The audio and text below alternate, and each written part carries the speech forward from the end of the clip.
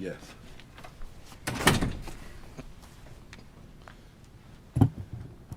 Good afternoon, everyone. Thank you all for being here. Let me begin by introducing everyone that's with me this afternoon. Obviously, the Honorable Mayor John Cranley. Also with us is the Acting U.S. Attorney Vipal Patel and the Assistant Special Agent in Charge from the ATF, Alicia Jones. We're here this afternoon to provide some information about our ongoing partnership with our federal compadres here. This is our third wave of arrests. We've recently made 16 arrests for individuals that have either been illegally in possession of a firearm or have been involved in some crime involving a firearm. This culminates in over 50 arrests since last fall, in which we've sought federal prosecution. I'm going to ask the U.S. Attorney to come forward and talk a little bit more in depth about that. Then Special Agent Jones will share, and then Mayor Cranley, and then we'll open it up to any questions that you might have. Mr. Paul. Thank you. Yeah, thank you. Hi, good afternoon, everyone. My name is Vipal Patel. As the Chief said, I'm the Acting United States Attorney for the Southern District of Ohio. As you know, many communities around the country are facing increased gun violence, and we're here today to announce additional enforcement efforts by the federal government, but the point being in partnership with our local and state partners. We could not do it without them, and we are here to lend the federal assistance. Specifically, I'm here today to announce that 16 additional people have been charged federally with federal gun crimes, and if convicted, they all face lengthy terms in federal prison. 15 out of those 16 are charged with being a prohibited person in possession of a gun, and if convicted, as I said, they face a serious term, namely up to 10 years in prison. One of the 16 is charged not only with a gun crime, but he's also charged with a drug trafficking crime. That's punishable by up to 20 years in prison. And in addition, he's charged with possessing a firearm in furtherance or in connection with that drug crime. And that carries a penalty of a mandatory additional 5 years that has to run on top of or consecutive to any prison term imposed for that underlying drug crime. As the Chief said, this is the third time now that we're here before you with this partnership to brief you on the filing of federal charges against people who are not allowed to have guns for one reason or another. In these cases that we're talking about today, that's usually because they were previously convicted of a serious felony, but that's not always the case. That can also, you can also be a prohibited person for a variety of reasons, including certain misdemeanor offenses. Since last September, when our office stood before you and briefed the community, more than 50 people now have found out the hard way that once you've been convicted of a felony, or, as I said, even certain misdemeanors, and absent restoration of gun rights by the state, you are not allowed to own, possess, have, control a firearm of any type, and not just firearms, body armor, even a bullet. The cases that we're talking about today include incidents of where shots were fired, so not just possession or having a firearm. We're talking about instances where the firearm was indeed fired, including a defendant who tried to evade Cincinnati police by speeding along the neighborhood streets before crashing, and including even one defendant who's facing state charges at the same time as part of a murder for hire plot. And there's other defendants involving not just the guns, but also, as I said, drug trafficking, and those drugs include fentanyl, heroin, cocaine, and the unfortunate usual assortment. The ATF, CPD, Hamilton County Sheriff, our office, Cincinnati Law Office, Hamilton County Prosecutor's Office, and other law enforcement agencies have been involved in these efforts together, separately, but it's a joint effort because we're all seeking the end goal, reduced gun violence. We've been doing this as a partnership with the partners here today since September, and our goal has been to identify repeat and dangerous offenders and prosecute them where appropriate, and it often means in federal court. Why? Because where appropriate, the statutory penalties in federal court and the sentencing guidelines are often more severe than in state court. And again, where appropriate and where justice is served by invoking those higher penalties and higher sentencing guidelines, we are in fact doing that. Of course, we all see now particularly that violent crimes are still too frequent. So does that mean that these enforcement efforts that we're undertaking are not successful? Does it mean we give up? No, quite the contrary. In our view, it means our work must continue. According to statistics provided by the ATF, the prior 2 times we stood before you and engaged in these federal law enforcement efforts with this team here today, all right? According to the ATF statistics, Cincinnati saw a dip in gun violence. Then, over time, the statistics show gun violence going back up. We then stood before you a second time and engaged in additional federal law enforcement efforts with our partners here.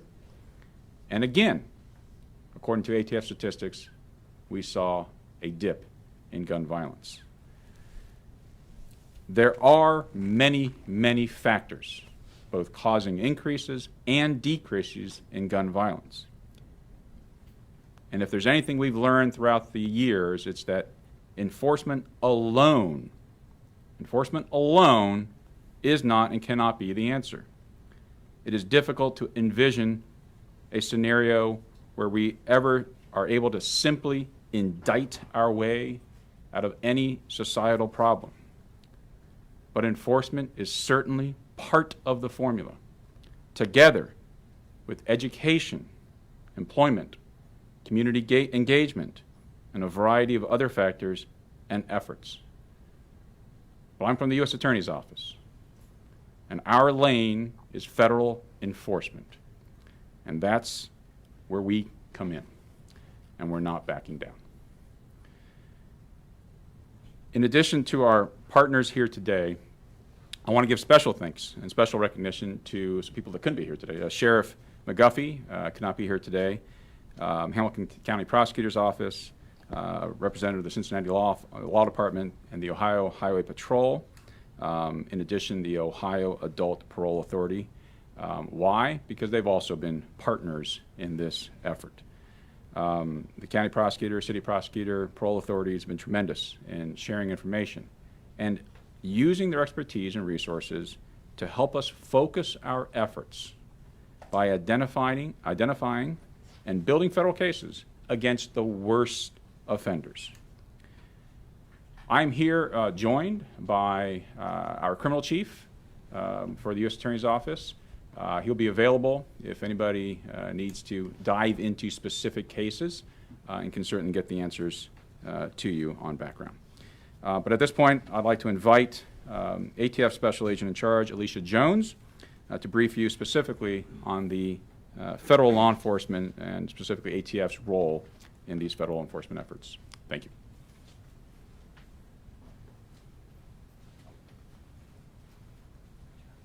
Good afternoon.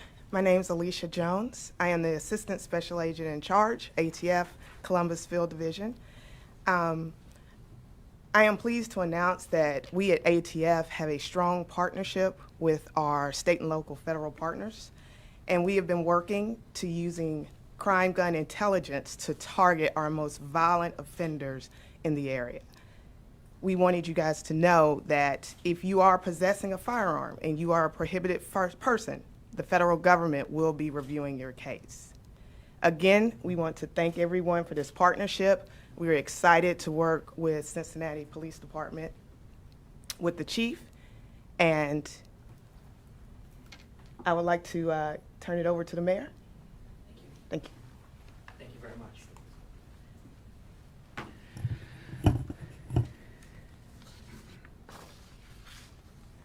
This is what cracking down on illegal guns looks like. Partnering with the federal government to have zero tolerance for the use of illegal guns. And by definition, as the acting U.S. Attorney Patel explained, the people we arrested are permanently disabled or not allowed under federal law to possess a firearm. As U.S. Attorney Patel also said, each time the U.S. Attorney, the ATF, the FBI, the city have worked together to bring these kinds of arrests, we have seen a subsequent dip in shootings. That's a really big deal. A dip in shootings means many families' lives will not be ripped apart by tragedy, loss, stress, anxiety. Many siblings will not lose somebody to gun violence. Mothers, fathers, children. The multiplier effect of a shooting is devastating to a community, to a neighborhood, to a family. Saving someone from gun violence also has a multiplier effect in the opposite direction, in the positive direction. There's always a lot of political talk about what does it mean to crack down on illegal guns. This is what it means. This is the best way forward. There's always been a debate about why don't we just enforce the laws that we have on the books. That's what we're doing today. Now, a couple other points I want to make, and then we'll open up the questions, and we appreciate your time. First, once again, I want to thank the ATF and the U.S. Attorney's Office. It's been tremendous partners over many years. I want to thank not just acting U.S. Attorney Patel, but I know Zach Klein is a lawyer that the city has paid for to work in their office to bring cases focused on city of Cincinnati crimes. I know that the county also does that to focus more broadly on Hamilton County. So the city of Cincinnati believes so much in this partnership that we pay for an attorney to work in their office to bring these kinds of cases. I want to thank my longtime friend, Ken Parker, for his leadership over at the U.S. Attorney's Office. And of course, I want to thank our great Chief Isaac for his continued leadership of our department. When you have a terrible tragedy like Sunday night, it's hard not to be bummed about the direction of additional shootings last year and far too high this year. It is also important to point out that we're 13.8% down over last year. And while we're still unacceptably high, we are trending in the right direction when most major American cities are going even higher in shootings than last year.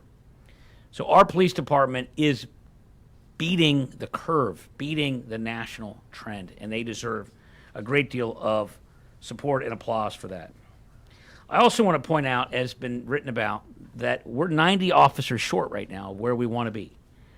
We have a recruit class of 53 that is starting soon, and a lateral class of 30. So between the two, 83 new officers will be hired, but they won't hit the streets until later this year. And so while we'll do more overtime, more walking patrols, more visibility, our officers are stretched, and we need community help. And as I mentioned the other day, we need the community to step up and say, you can't be doing retaliation this way. There's a different meaning of self-respect, which doesn't mean retaliating when somebody insults you. I also want to highlight that the chief is starting a gun crime intelligence center, really a unique Cincinnati effort, which is a partnership between the ATF, CPD, probation, parole, the U.S. Attorney's Office, Hamilton County, and others to really analyze gun crime evidence and bring shooters to justice. It is launching soon. And lastly, I'll just say there's always a lot of questions about what are we doing beyond law enforcement. And as U.S. Attorney said, you can't just arrest your way out of this. That's true. But it does make a big difference. And as he pointed out, the evidence is clear that dips go down when we enforce. But it's also the case that the city has put millions of dollars into dealing with other issues. And my staff has handout that we can get you, email you to follow up with the specific dollars amounts. But that includes everything from working with Divert, which is to deal with domestic violence, Women Helping Women, You Can Speak for Me, and Estate Ministries, who walk the street and give people a better role model and opportunity to leave the wrong lifestyle. Partnerships with the Hamilton County Mental Health Recovery Services Board. We have increased dramatically human service funding to help deal with poverty. Millions of dollars to get people assistance to avoid eviction, to pay bills, to get job training. And we have partnerships with the Urban League and Guiding Light Mentoring and Families Forward, Urban League Youth Councils, etc. So I want people to understand that we are taking a comprehensive approach. We're not just doing law enforcement, but we are doing law enforcement, and we will do more. And I want to end again where I was the other day by saying that in the end, we're a partner, but this ultimately comes down to personal responsibility, taking care of your family, making sure that you don't resort to gun violence to resolve disputes. And that value re-education remains as important today as ever before. And so with that, maybe the chief can come back up and U.S. Attorney and take any questions. Chief, quick question, and perhaps this is better for U.S. Attorney Patel, but he had said that whenever you do these efforts, the crime goes down and then it comes back up. Then you do another effort, crime goes down and comes back up. Why not just keep a sustained effort? Why let off the pedal? I can take that. These are investigations, and at times they are long-term investigations over a period of time. As we build these cases, as we gather enough where we have a impactful effort, it does take a period of time, and then that's where you see this. Many of our partners in criminology examine these things. They refer to them as a cooling off period. And it kind of comes into play with a lot of law enforcement efforts, be it traffic enforcement, be it a criminal focused effort, or whatever intervention law enforcement takes. Typically after a significant intervention, there is a period of time where you see those increases. But being able to achieve those sustained reductions are the challenge. And also resources and things of those natures also come into play as well. Chief, the announcement of these arrests don't really have a correlation to what happened on Ismail and the young gun violence. Is this more of a message of deterrence to say, hey, you can get federal charges as well? That's actually a part of it. It's also our commitment to addressing the gun crime that we see, the increasing violence that we see not only in our city, but across the nation. Many cities are modeling similar efforts in trying to work with their federal partners. Oftentimes, prosecuting some of these cases in state court are a bit of a challenge. The penalties may not be as severe. Being able to prosecute them in federal court, as the U.S. Attorney mentioned, they oftentimes carry larger penalties. They do have a greater impact. That word gets out. That's a big part of why you see that cooling off period. Word of mouth. Hey, a bunch of guys I know just were arrested for gun crime. That cools things off. But over time, it does come back. And is there a difference between, hey, state prison versus federal prison? There's quite a bit of difference. Is that, I You mean, we know, talked about that here as you know, I think that's something that, you know, our federal prisons can be in remote places. If you're arrested for a crime here in Ohio, you may find yourself in another part of the country. Whether if you commit a crime in state court, you will be somewhere in Ohio. A couple questions. The people that you guys are arresting are obviously getting those guns from them, but are you guys able to track how these illegal guns are getting to the hands of people, and specifically children? That is a big part of our partnership with the ATF. When we come in contact with a gun used in any crime, we want to be able to track it from the date it was manufactured to its first sale, and where it's gone from there, and how it's changed hands, and be able to follow up that investigation. That's our commitment to growing our relationship with ATF, and I see us having significant impact. So any idea where any of these guns are coming from? I don't know if there's a pattern They that come you guys from are a seeing right multitude now. of places, and I could probably defer that to the expert, but just on what I've seen, they don't come from just one place. They're stolen from cars. They're stolen from homes and businesses. People purchase them legally, then pass them on to others who are prohibited persons, as the U.S. Attorney and the ATF spoke about. So they come into the community through a variety of means. I know one of the things, and I'm certainly not an anti-gun person. Obviously, I'm a police officer, I'm a military veteran, but I also know that our country has produced more firearms and sold more firearms than any year on record in 2020. More guns are being produced, more guns are being sold. That simply means that there are more guns available. And I think that that is a big part of what we're seeing. Also, it plays into personal responsibility, all of the things that have been talked about today. You know, the inability to resolve conflict. You see a group of 500 youths together, there are going to be some problems. That's normal, that's natural. But when you have one or two that are in possession of a firearm, now it's turned into something much different, something deadly. And that's the tragedy we saw this past weekend. The Gun Crime Intelligence Center that's opening soon, how soon is soon? Is that a Next month? month. Next month. We will have a date in August that we hope to enter our facility, and we will have you all there to introduce it to you and have the mayor, and we'll make an announcement about it. What exactly will it be doing?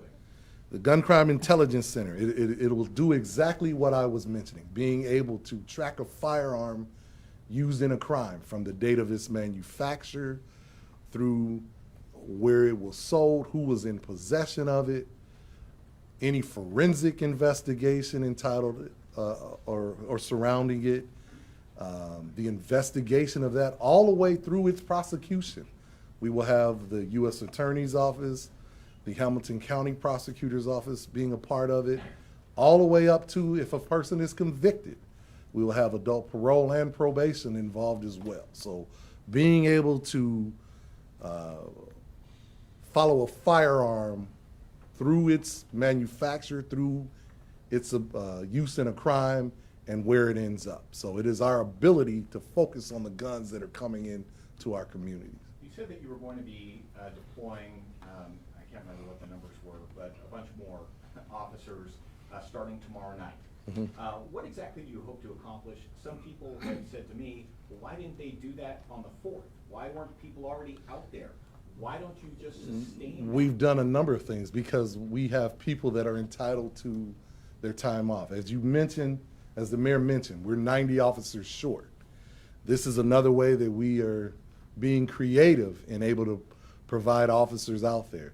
You can't keep people on sustained overtime around the clock. People have to have off time as well. We've found a way to be able to provide some additional resources, particularly on the weekends, as our data shows that we need those additional bodies. So this is additional effort to provide that manpower. We'll take 2 more questions. Chief, Go ahead. and this might be for Mayor Cranley too, but I mean, a lot of people put this on the shoulders of police. You guys have said and explained how we can't police our way out of this problem. other people talk about personal responsibility and how it needs to start from the community. What is the role of the government at the city level here? What other impacts can be done other than throwing more police at the problem, or just asking the community to step up? What are the other things that can be So, done? you know, in its simplest terms, Cam, I'll tell you, you know, and I know when I gave my last statement, some people said, oh, you mentioned this, you mentioned them, but you didn't mention the parents enough. You didn't mention that. The reality is, this is all of our problem. Everybody needs to be involved. The government, the state, every individual, parents need to be responsible for their children. All of our gun crime is not attributed to juveniles. So, you know, everybody has a piece of this. So I think that everyone needs to do whatever they are able to do in helping reduce this. I have a follow-up question for probably Mayor Cranley. You talked about some of the ways that the city is funding these non-law enforcement, human services type things, but has there been conversations to increase funding for that or more efforts, because those are not necessarily new programs, but yet the gun violence is continuing to increase as you see? Yeah, I mean, the fact is, and we'll get you a copy of the sheet that I'm reading from, which has the detail of how much money has been added. But millions of dollars have been added. There you go. In this budget just in June, we have added millions of dollars. Now, it helped to get the federal funds we got from the Biden administration, but there are millions of, I mean, just reading a laundry list here, but there's a number of programs outlined on that document that talks about everything from women helping women on domestic violence to helping on poverty issues, taking a more holistic approach. And I understand that human services funding has increased over the last 5 years especially, but you know, as I mentioned, like Women Helping Women, that program was active all of last year. That's not a new program. So continuing to fund that is not necessarily an increase. So I guess I'm asking, are there conversations not just about increased patrols, as we stated starting tomorrow, but looking at the gun violence over the last several weeks, you know, is there anything more immediate that is being talked about that's not involving law enforcement to respond to this? Well, this again outlines an increase in funding, not just maintaining of existing funding. There's been, that's what I'm saying, there's been millions of dollars of additional funding that we have allocated just in June of this year. And obviously, it takes a while to get that money on the street to organizations like Women Helping Women or whoever. So yeah, we're doing all that we can. But nothing outside the budget process that passed, nothing new in addition to immediate response to the gun violence over the last several weeks. Well, we just passed the budget 2 weeks ago, and we had seen an increase in shooting at the time of the budget. There had been an increase in teenage shootings prior to Sunday. So we've been working on this for a while. Can I just get a quick response from the mayor on some question? Thank you.